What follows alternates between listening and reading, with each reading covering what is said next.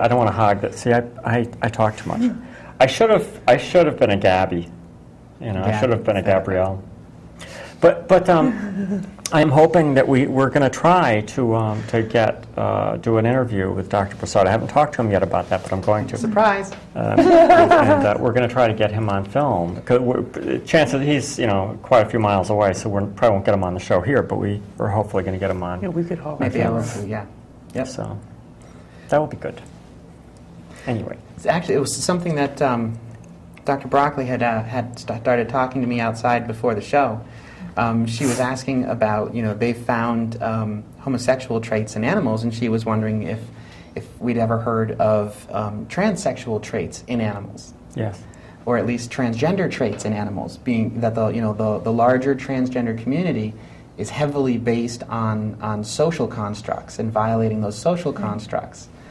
And it was a very interesting question to me. I wanted to bring it up a bit. And it's an interesting question. And I actually read an article on that not long ago, and I forget the exact. I forget. I think I saw this on one of the websites. I think it was. Oh God, I'll think of it anyway. But they were experimenting on animals, and they did.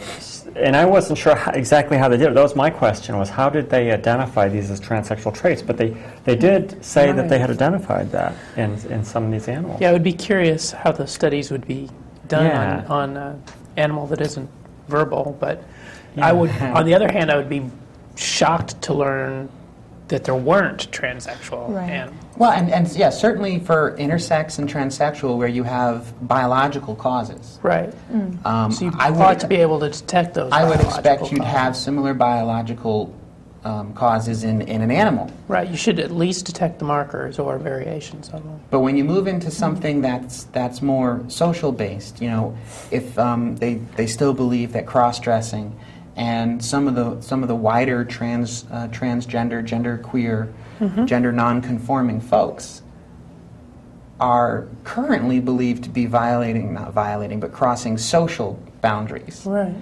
They haven't, as far as I know, found biological backings for the entire transgender spectrum yet. Right. So would you, if you remove the social constructs surrounding gender, remove some of those hindrances? If it's painful to express yourself how you want to express yourself, and there aren't any boundaries confining you, that kind of stuff. Are there any studies, anything we know about of, obviously even in the animal kingdom, males and females have traditionally different roles. Right. And I can't imagine in a lot of the animal kingdoms that it would be very forgiving.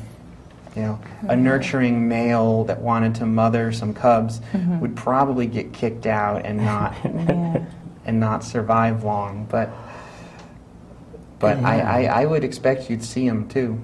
I expected that they'd be there. Yeah. I'm not convinced it would necessarily be selected against. I had this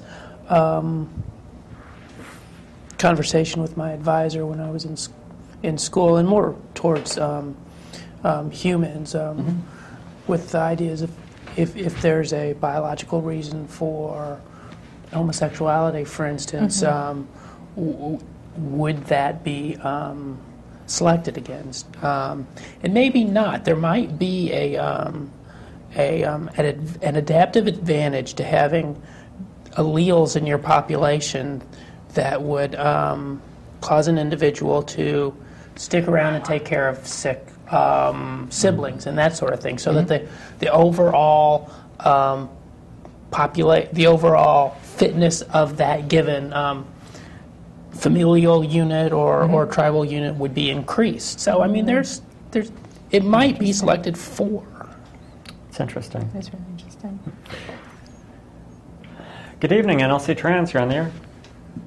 Good evening. This is Fabiola calling again. Yes, I have hello. a question to ask.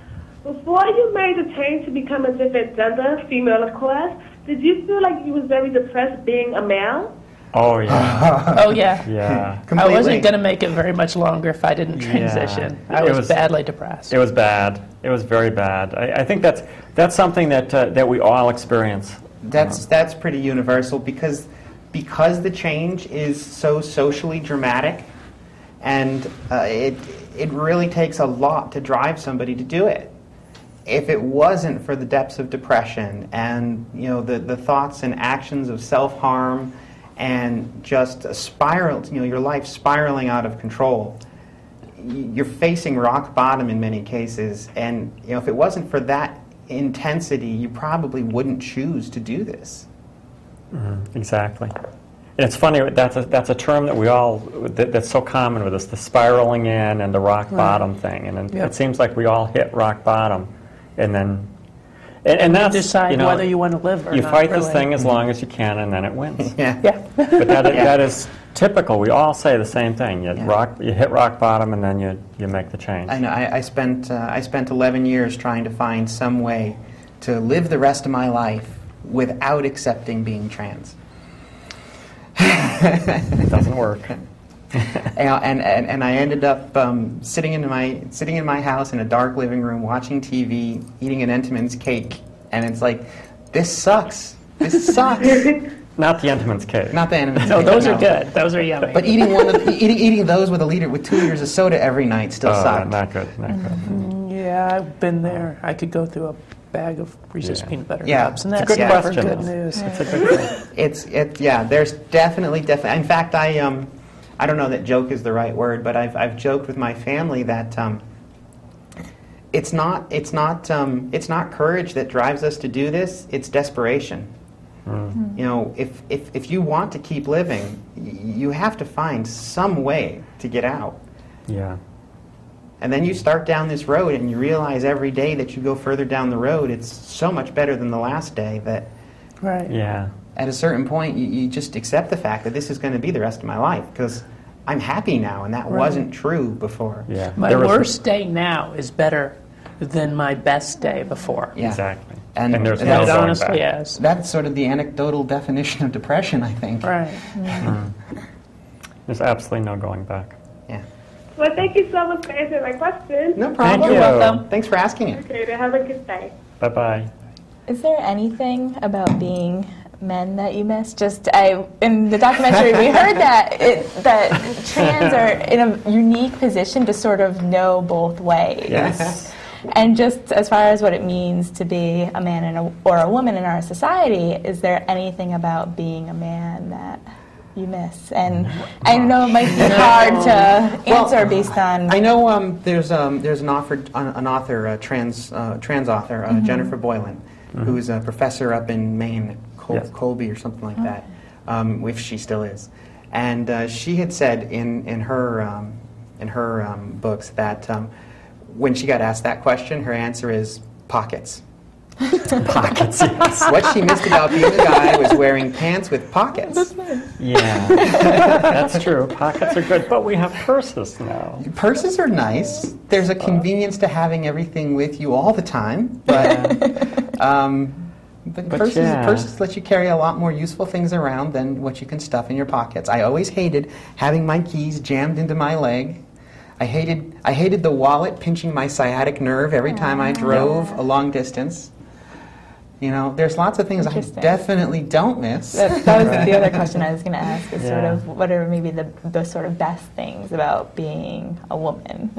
Oh, God. Happy. Yeah, happiness. Being happy. Happiness. Being happy. You know what? We have a call, but you know what? One of the things that I love most about being a woman is being able to openly express affection. And emotion in general. Emotion in general, yeah. that is nice. That is wonderful. Yeah.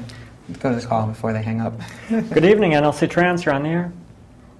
Hello? Hello. Hello. Hi, I had a question. Okay. I want to know, how does being a transsexual affect you, like religiously? Religion. Like, how do you look upon religion being that Well, in a predicament? I can tell you sort of in a nutshell, my view is that God don't... the story I tell is my mom had a poster hanging up on the wall in the basement when I was growing up that said, "God don't make no junk." Yes. And that rings truer and truer for me today. I think in general we believe, and they can answer themselves specifically, we don't believe God makes mistakes. Right. This was God's plan for me. That said, I think that